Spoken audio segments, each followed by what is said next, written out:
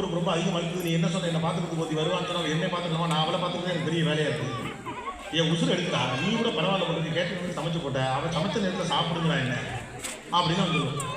அப்போ கூட அம்மா சும்மா இருக்காது.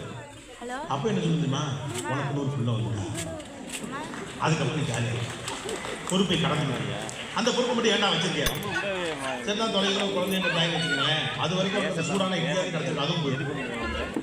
ஏதாவது ஒன்றா எடுத்து போட்டு சாப்பிடுங்க, பாப்பா அழுகு.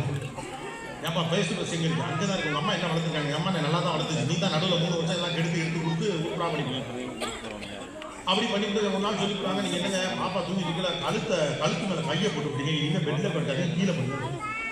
ராஜா அம்மா வந்து கட்டாந்தரையில் படுத்துருப்பான், பக்கத்துல போயிட்டு அழுதுகிட்டே அம்மாவுக்கு ஃபோன் பண்ணுவோம். எப்போ 30 வயசாக இருக்கும், அழுதுகிட்டே அம்மாவுக்கு ஃபோன் பண்ணி, அம்மா நீ என்ன சொல், 2ஆம் கிளாஸ் படிக்கிற, 2ஆம் கிளாஸ் நல்லா படித்தா 6ஆம் கிளாஸ் நல்லா ஜாலியாக இருக்கலாம்னு. சரி, நான் 6ஆம் கிளாஸ் இருந்தேன், 6ஆம் கிளாஸ் நல்லா படிச்சேன்னா பொறுப்பை கடந்துட்டேன், 8ஆம் கிளாஸில் ஜாலியாக இருக்கலான்னு. 8 நல்லா படித்தேன், 10 ஜாலியாக இருக்கலாம்னா, 10 பப்ளிக் வந்துருச்சு, 12 ஜாலியாக இருக்கலாம்னா, 12 முடித்தேன், வேலைக்கு போனால் ஜாலியாக இருக்கலாம்னா, சம்பாதிச்சா ஜாலியாக இருக்கலாம்னா, கல்யாணம் பண்ணால் ஜாலியாக இருக்கலாம்.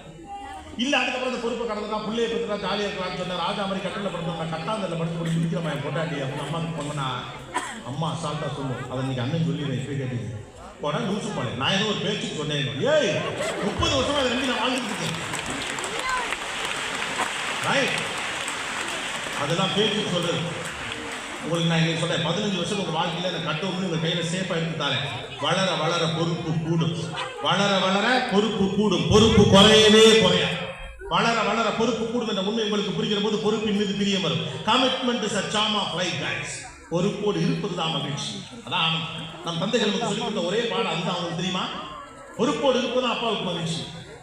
அந்த